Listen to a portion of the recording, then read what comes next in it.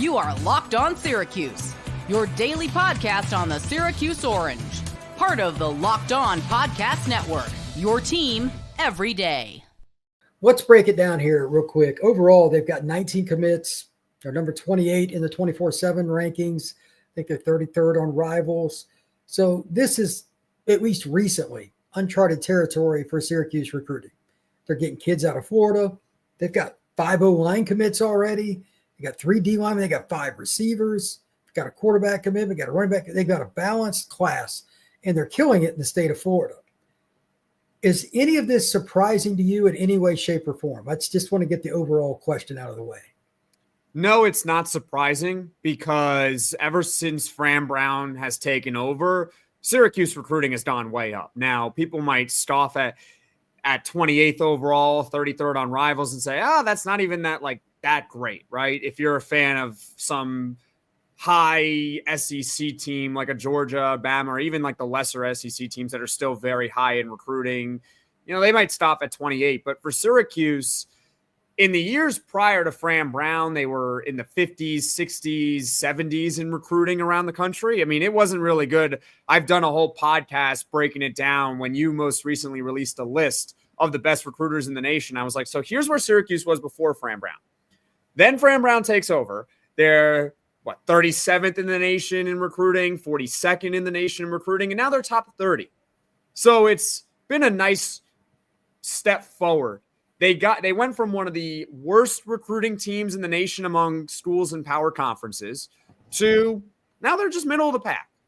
Right. They're middle of the pack, which you got to start somewhere. But it all comes down to now, can they actually get the big time recruits and take that next step, which I'm hoping will happen in 2026, but we'll see. Well, that's the key. And that's what I opened with today on this podcast. It's one thing to get a good class, which they've already established. It's another to get players that when they go out there on 3rd and 4, the entire stadium's watching that player because more than likely he's going to lead you to the football. Defensive lineman, receiver, whatever it is. That's the guy.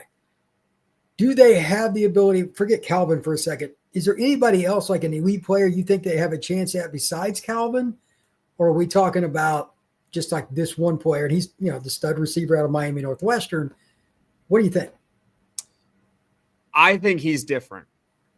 I mean, they're going after other guys. I mean, James Johnson, Hester is a big one that they're going after, but Calvin Russell, if he were to commit to Syracuse, would be quite literally the highest rated Syracuse recruit in over 2 decades.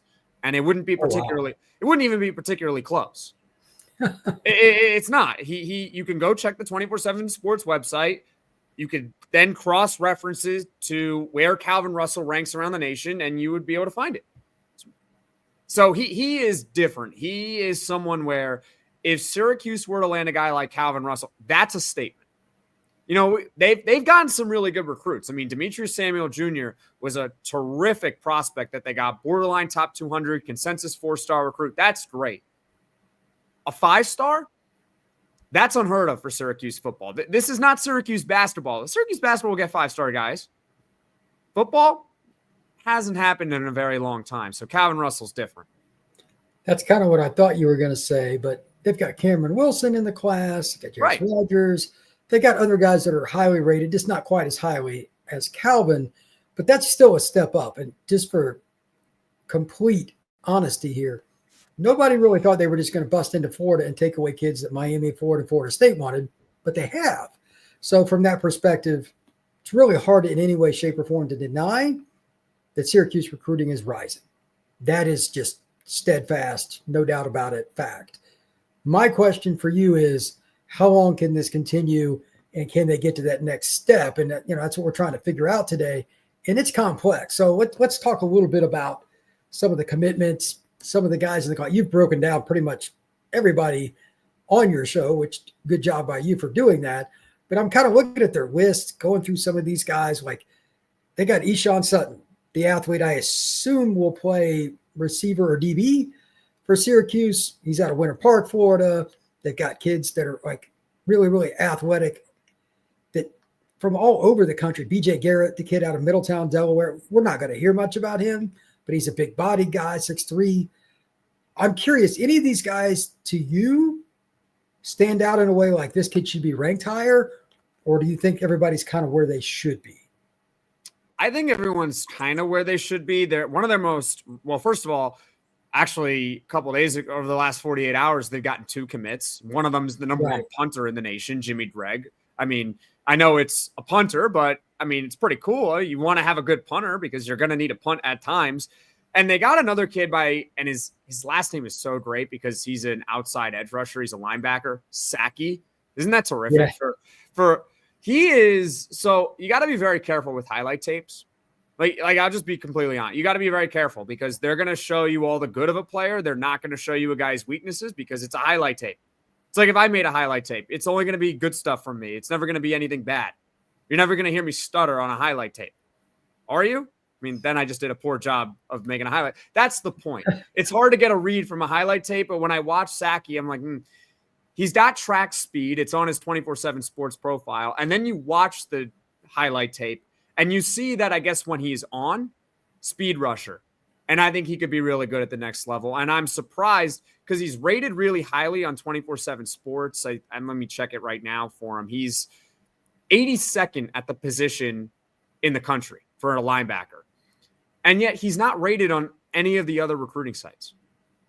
I find that fascinating how someone could be rated that highly on one and then not touched on the other ones. I couldn't tell you, but one of the scouts has probably seen him live. That would be my guess. I guess what I said on the podcast was now that he's committed to Syracuse, he's going to get a rating from other services because they kind of have to rate him. He's committed to a power conference school. That's kind of your job at this point. Well, not your job specifically, but you get my idea. Yeah, that's true. That's true. Do you think the class at this point, for the average fan, has exceeded expectations at this juncture? For the average Syracuse fan or in general? Syracuse. I think it's kind of met expectations because the expectations have been raised, and rightfully so. It's one of those things. This is going to be the 3rd recruiting class under Fran Brown, 2026. So I say this in a very nice way.